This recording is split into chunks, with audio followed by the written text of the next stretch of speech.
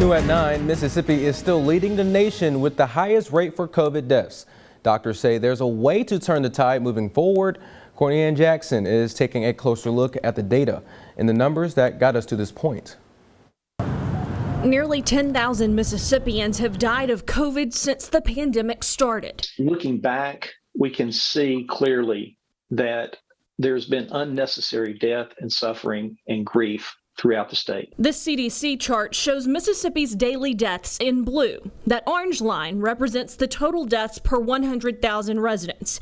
It hit 333 per 100,000 this week. Put simply, 1 in every 300 Mississippians have died from COVID.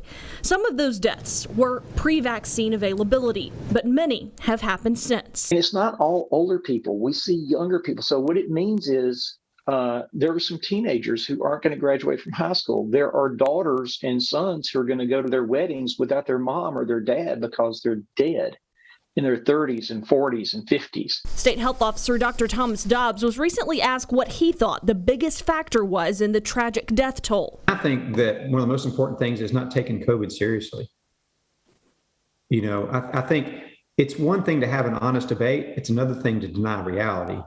And we've had too many people deny reality because it's inconvenient. This map shows that Mississippi is one of only 5 states with fewer than 45% of the population vaccinated.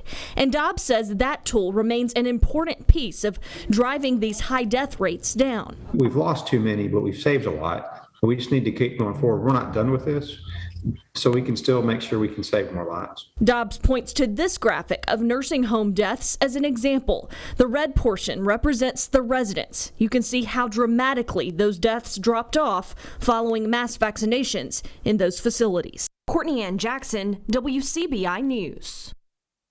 Dobbs also brought up another factor he thinks contributed to the higher death toll: social media and misinformation.